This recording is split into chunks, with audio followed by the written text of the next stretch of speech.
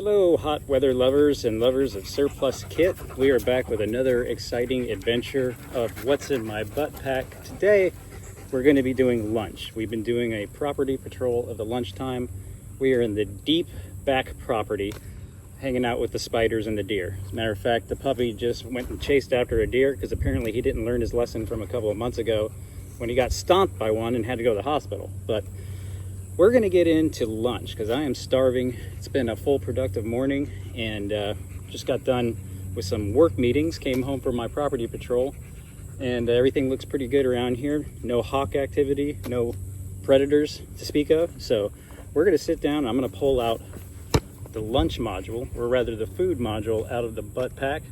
Again, this is further in a series on the butt pack. If you're interested in the previous videos where we go into the entire contents of the butt pack, I'll put a link down in the description. But today, it's just lunch. So we're gonna spread it out and check it out. All right, we're gonna use my poncho liner as a workspace so we can hopefully prevent some dirt from getting in our food. But here is the food module. As promised, we were gonna do a video on this. Now, before we do that, a word on MREs, because we also have an MRE here. I always get comments in my videos when I show MREs that I should take out the components and get rid of this bag. That's probably a good idea for a lot of reasons, but I don't do that, and here's the reason why.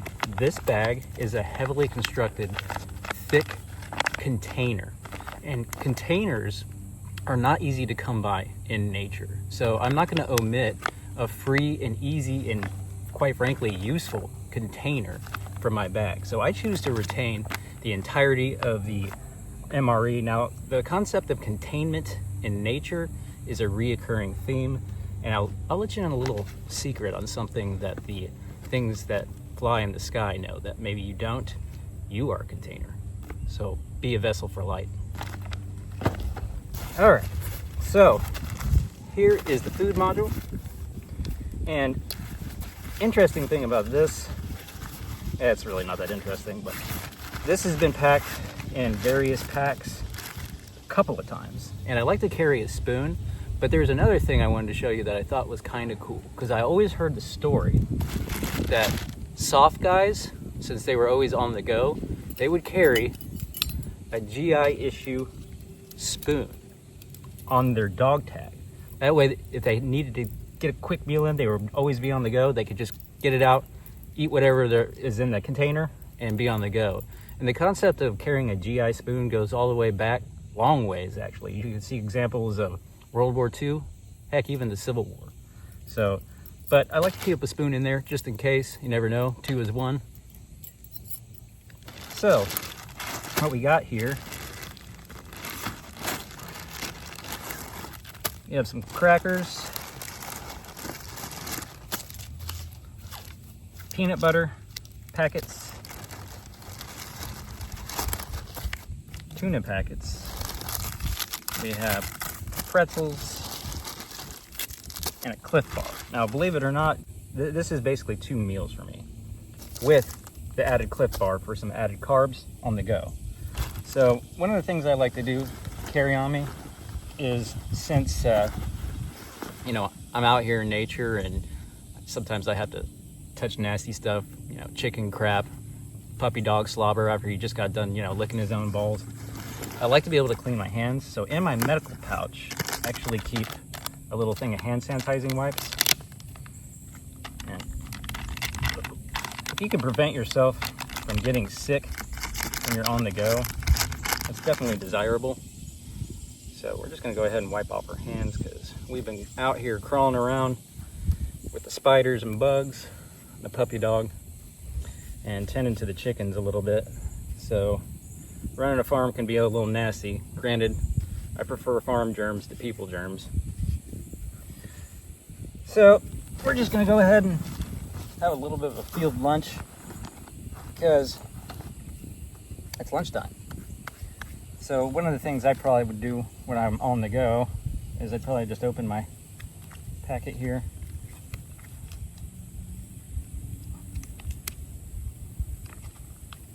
And use that aforementioned spoon to just eat it. And tuna is like a high protein meal. support muscle recovery, stuff like that. Now, if I was indoors, you know, I'd probably lay out my crackers and put tuna on them and have my tuna and crackers. They're a good complement. You get a little bit of carb. These are actually the fiber crackers, but I just put them in there, break them up and eat it like that.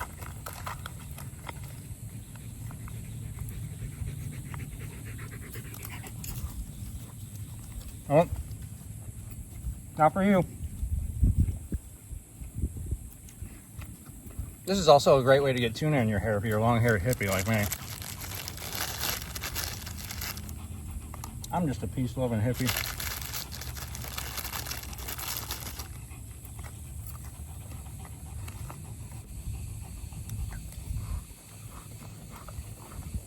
Another thing too that people never mention is that the MRE bag is a great way to store all your garbage when you're done.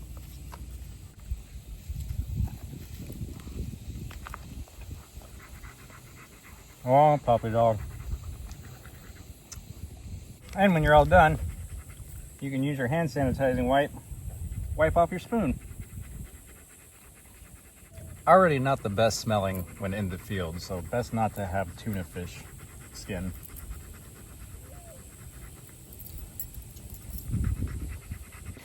Now, one of the things about me is I love farm fresh eggs. So since I don't need 6 mags to do a simple property patrol, because I'm not expecting to enter combat on my property, I went ahead and used one of my magazine pouches to store a little extra food.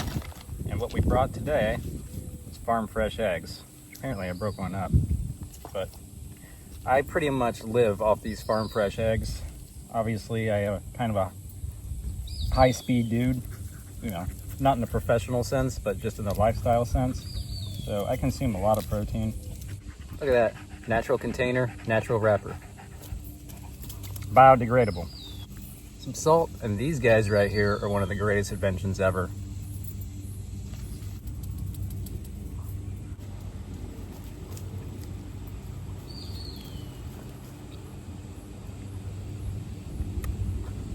Yum.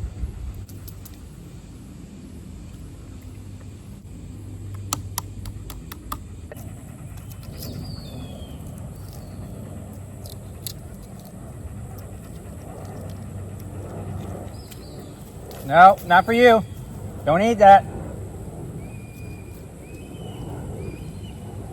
Oh, I got hot sauce on my poncho. Yeah, it's a field lunch, so it's messy.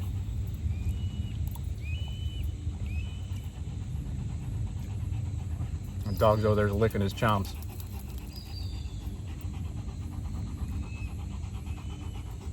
I got hot sauce on my legs. Hot legs. Another thing too is I have this thing that I call my auxiliary module. This is a zipper pouch from Sojourn Gear, and it's a pretty useful bag. It contains multiple things, but I do have a little extra food that I keep in here. Just a little kit of stuff. And apart from there being a protein bar and some added peanut butter in here, we have these meat sticks. And these are a really good option for protein on the go too, which these are clean, absolutely no pork products in these.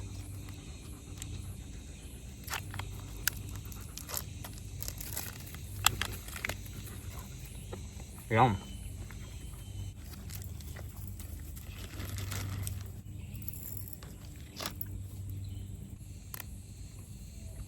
Another thing too about having this spoon is that it's a much easier way to consume your peanut butter than just trying to squirt it out of the packet into your mouth, which looks really awkward and hilarious to people around you.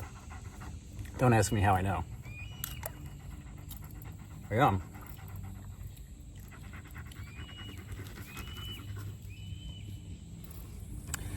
Wrapping up lunch, getting bundled up, and policing all of our debris.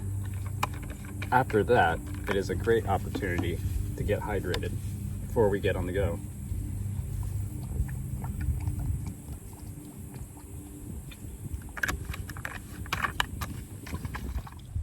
All right, I haven't moved this rifle from the spot where we just got done camping right here and eating. So you can see there is no debris whatsoever. maybe a couple pieces of eggshell, but for all you know, those were eaten by a fox stolen from the hen house. So we have policed up all of our debris and are gonna leave no evidence of human interference. All right, we are all packed back up. The garbage is all policed up and we are ready to go. A couple final notes before I get going. I'm gonna come back and do an overview of some of the changes and modifications I've done to the LC1 harness and the Alice belt based off research, use, and comments from you. But apart from that, there's one thing I did want to mention, that you are free to choose your own adventure. A lot of people wouldn't assume that in a holster like this, I would have something like a Glock 26, but it's okay. It fits, and that's my daily carry choice for today. And in my pistol mount, in the pouch itself, I actually have a Glock 19 magazine. So feel free to configure your kit accordingly, how you choose to do so. All right, well, we are headed back from the patrol with the puppy. We finished our lunch, we had a field lunch, and this is probably going to be an edited video. I want to kind of get back to the fun I used to have making videos and stay away from some of the angry rant stuff. I'd like to make nice videos and have fun, because life is much more fun when it's nice. So I've become much more of a peaceful person the last couple of years, mostly because I've very strongly been on my walk with my master, and it's really provided a lot of peace in my life. There's a reason why the word shalom in Hebrew means more than just lack of hostility. There's so many layers to that term, to real peace, and I would encourage you to find it. We do these things to be ready, right? To have the warrior mindset, to be ready to protect what is most valuable, which is life, because life is the primal thing that we are here to protect, and it's what life's all about. Life, protecting it. So we prefer life, we prefer peace, but to do that competently as men, we have to prepare for war. And with that, I hope you enjoyed this video. Let me know what you think about it down in the comment section. And until the next video, take care.